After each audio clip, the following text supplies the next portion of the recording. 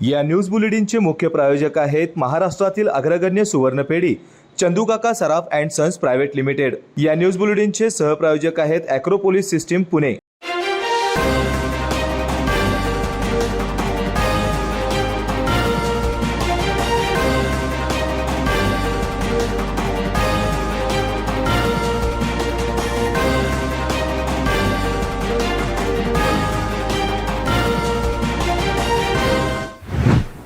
नमस्कार, मी सुरेखा। तारा न्यूज मध्ये आपलं स्वागत। पाहूयात आज दिवसभरातील महत्त्वाच्या घडामोडी। 30 ऑक्टोबर ते 9 नोव्हेंबर पर्यंत पाणी पुरवठा पूर्णतः बंद होता। यामुळे लोकांनी खासगी टँकर पैसे खर्च करून घेतले। यामुळे येणारे पाणी बिलात महापालिका पाणी पुरवठा विभागाने 50% सवलत द्यावी अशी मागणी आखरी रस्ता कृती समितीच्या वतीने कोल्हापूर महानगरपालिका उपायुक्त रविकांत अडसूळ यांना केली आहे। पाणी पुरवठा विभागाकडून ऑक्टोबर व नोव्हेंबर महिन्याच्या पाण्याची बिले काढण्याच्या कामकाजाला सुरुवात झाली आहे। या काळात 1 ऑक्टोबर ते 30 ऑक्टोबर पर्यंत शिवडीवडसह बालिगाव उपसा केंद्रावर अवलंबून असणारा शेवटचा पाणी पुरवठा एक दिवस आड येत होता आणि त्याचवेळी 30 ऑक्टोबर ते 9 नोव्हेंबर पर्यंत पाणी पुरवठा बंद होता। या काळात नागरिकांना पाण्यासाठी प्रचंड हालापेष्टांना सामोरे जावे लागले। यामध्ये सी व डी वार्डातील लोकांना अक्षरशः पाण्याचा थेंबही मिळाला नाही। लोकांनी पाण्यासाठी खासगी टँकर बोलवले होते आणि त्यातच त्यांनी पाणी खर्च पूर्ण केला होता। त्यामुळे महानगरपालिकेचे आवश्यक पाणी नागरिकांना मिळाले नाही। यावेळी खासगी टँकरमुळे त्यांच्या पाण्याच्या गरजा पूर्ण केल्या होत्या। यामुळे महापालिका पाणीपुरवठा विभागाने नागरिकांना पाण्याच्या बिलात 50% सवलत द्यावी अशी मागणी आखरी रस्ता कृती समितीच्या वतीने कोल्हापूर महानगरपालिका उपायुक्त रविकांत अडसूळ यांना करण्यात आले। यावेळी निलेश अंकारे, संदीप घाडगे, रियाज बागवान, नितीन माळी, तानाजी पाटील, संदीप घाडगे, अरुण दळवी, विजय क्षीरसागर आणि किशोर माने आदी उपस्थित होते। भारतीय दलित महासंघाच्या वतीने सोमेश्वर तलाव पन्हाळा या ठिकाणी जलसमाधी आंदोलन करण्याचा इशारा दिला होता। या लेखी निवेदनास पन्हाळा तहसीलदार यांनी 1 महिन्याच्या आत अतिक्रमण काढू असे लेखी आश्वासन भारतीय दलित महासंघाने दिले आहे। यानंतर जलसमाधी आंदोलन मागे घेण्यात आले। भारतीय दलित महासंघाच्या वतीने हॉटेल व्हॅल्यू व्ह्यू ग्रेड हे बेकायदेशीररित्या अतिक्रमण करून ऐतिहासिक बुरुज स्वतःच्या मालकीप्रमाणे वापरत होते। तसेच वन विभागाच्या जागेत सुद्धा या हॉटेल मालकाने अतिक्रमण केले आहे। 28 नोव्हेंबर रोजी जेसीबीच्या साहाय्याने थोड्या प्रमाणात अतिक्रमण काढून घेतले होते, परंतु ऐतिहासिक बुरुजाकडे जाण्यासाठी रस्ता अद्यापही नव्हता। महापुरुषांच्या जागेतील अतिक्रमण पूर्णपणे काढली गेली नाहीत। यासाठी भारतीय दलित महासंघाच्या वतीने सोमेश्वर तलाव पन्हाळा या ठिकाणी जलसमाधी आंदोलन करण्याचा इशारा दिला होता। या लेखी निवेदनास पन्हाळा तहसील यांनी 1 महिन्याच्या आत अतिक्रमण काढू असे लेखी आश्वासन भारतीय दलित महासंघांना दिले आहे। यानंतर जलसमाधी आंदोलन मागे घेण्यात आले। तसेच प्रत्यक्ष तहसीलदार, वन विभागाचे अधिकारी अनिल मोहिते व कर्मचारी तसेच पुरातत्व विभाग अशफाक गार्दी यांच्या उपस्थितीत हॉटेल व्हॅल्यू व्ह्यूची पाहणी करण्यात आली। पुरातत्व विभागाने बुरुजावरील झाडे, कुंड्या व इतर साहित्य काढून घेण्यासाठी 1 महिन्याची मुदत मागितल्या। या कालावधीत पुरातत्व विभागाची कायदेशीर प्रक्रिया पूर्ण केली जाईल। यावेळी वन विभागामार्फत ऐतिहासिक बुरुजावर जाण्यासाठी अडथळा ठरत असलेली दुतुंडी बुरुज येथील झाडे झुडपे काढण्याचे कामकाज 2 दिवसात करण्यात येईल असे सांगितले आहे। पाहणी करताना हॉटेलचे वकिलांनी सुरुवातीला अडथळा केला, पण नंतर त्यांनी सहकार्य केलं। यावेळी भारतीय दलित महासंघाचे प्रदेशाध्यक्ष अनिरुद्ध कांबळे यांनी प्रशासनाचे व सर्व कार्यकर्त्यांचे आणि सामान्य नागरिकांचे आभार मानले। तसेच 1 महिन्यात अतिक्रमण न काढल्यास पुन्हा आंदोलन छेडण्याचा इशाराही त्यांनी यावेळी दिला। सर्वांना क्रांतिकारी जय भीम। जसं सर्वांना आपल्या माहीत आहे की पन्हाळा गडावरती अतिक्रमण मोठ्या प्रमाणात झाल्यामुळे भारतीय दलित महासंघाच्या वतीने गेल्या 1.5-2 वर्षापासून अनधिकृतपणे झालेल्या अतिक्रमणाविरोधात आंदोलनामार्फत लढा उभारण्यात आला होता। त्या लढ्याला आज यश आलेलं आहे। प्रशासनाला हाताशी धरून भारतीय दलित महासंघाच्या लढ्यामुळे आज पन्हाळा गडावरती बहुतांश अतिक्रमण काढण्यात येत आहे। याबद्दल या लढ्यामध्ये सामील असणाऱ्या सर्व स्वाभिमानी आणि निडर भीमसैनिकांचं तसेच आम्हाला सहकार्य करणाऱ्या सर्व प्रशासकीय अधिकाऱ्यांचं मी भारतीय दलित महासंघाचा प्रदेशाध्यक्ष या नात्याने आभार मानतो आणि सर्वांना शुभेच्छा देतो। आणि छत्रपती शिवाजी महाराजांच्या पदस्पर्शाने पावन झालेल्या या पन्हाळा गडावरती जो काही ऐतिहासिक वारसा आहे तो असाच जपून ठेवावा, यासाठी प्रत्येकाने जागृत राहावे अशी मी सर्वांना विनंती करतो. जय भीम. पन्हाळ्याचे चिरंजीव हर्षवर्धन शैलेश भोसले हे NDA येथील लष्करी शिक्षण पूर्ण करताना राष्ट्रपती बॉन्स पदक मानकरी ठरले. याचबरोबर MPSC मार्फत घेतलेल्या परीक्षेत STI विद्यार्थी निवड झालेली कुमारी ऋतुजा प्रदीप लाड तसेच टॅक्स असिस्टंटपदी प्रतीक्षा अशोक पाटील यांच्या सत्काराचा कार्यक्रम पन्हाळा विद्या मंदिरच्या मुख्याध्यापिका यांच्या हस्ते मोठ्या उत्साहात संपन्न झाला. पन्हाळ्याचे चिरंजीव हर्षवर्धन शैलेश भोसले हे NDA येथील लष्करी शिक्षण पूर्ण करताना राष्ट्रपती बॉन्स पदक मानकरी ठरले आहेत. हर्षवर्धन सध्या कोल्हापुरात राहत आहेत.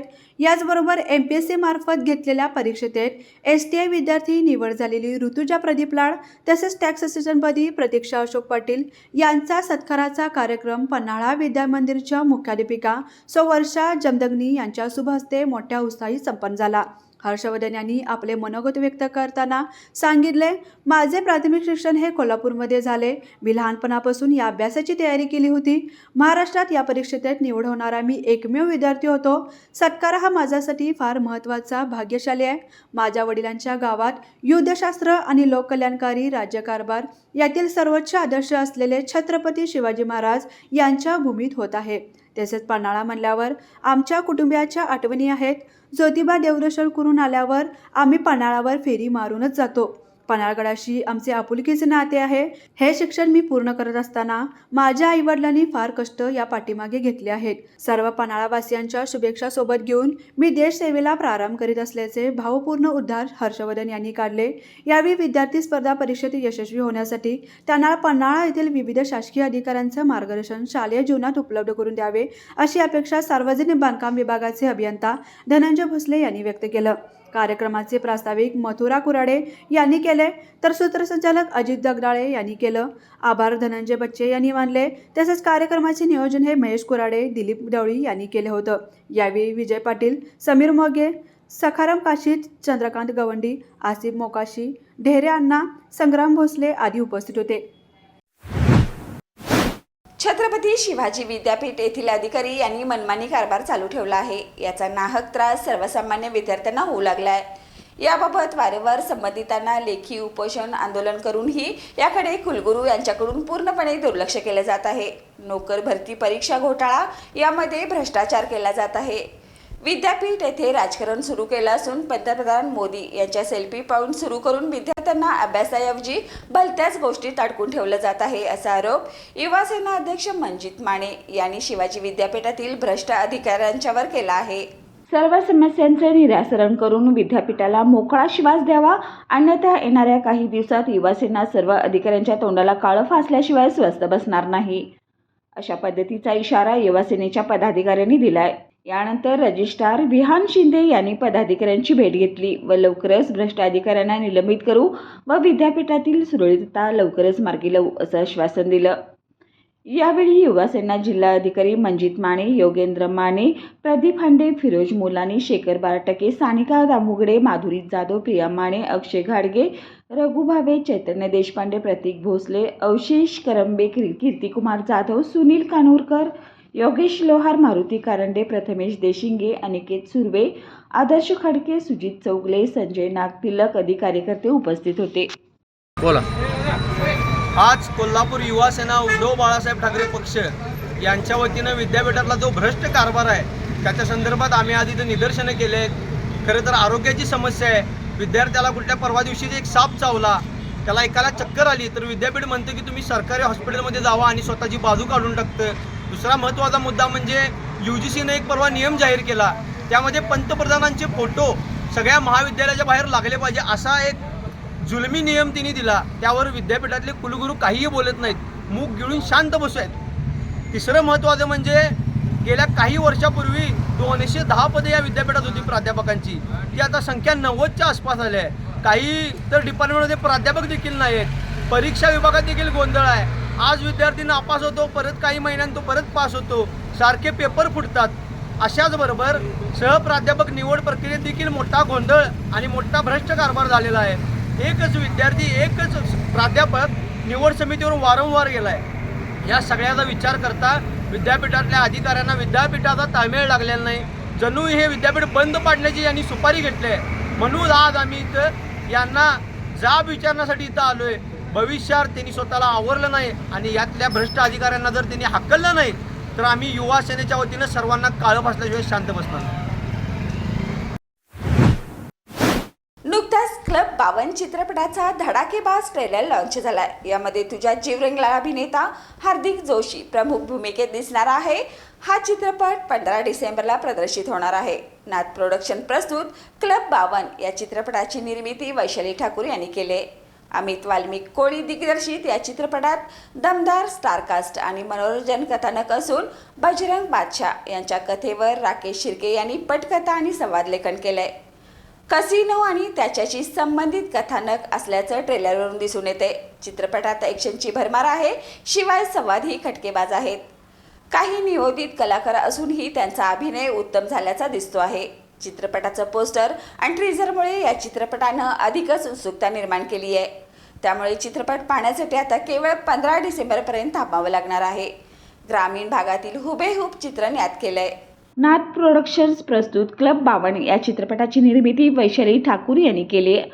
अमित वाल्मिक कोळी दिग्दर्शित या चित्रपटात दमदार स्टारकास्ट आणि मनोरंजन कथानक असून बजरंग बादशाह यांच्या कथेवर राकेश शिर्के यांनी पटकथा आणि संवाद लेखन केलं आहे. कसिनो आणि त्याच्याशी संबंधित कथानक असल्याचं ट्रेलरवरून दिसून येते. चित्रपटात ॲक्शनची भरमार आहे, शिवाय संवादही खटकेबाज आहेत. काही नियोजित कलाकार असूनही त्यांचा अभिनय उत्तम झाल्याचं दिसत आहे.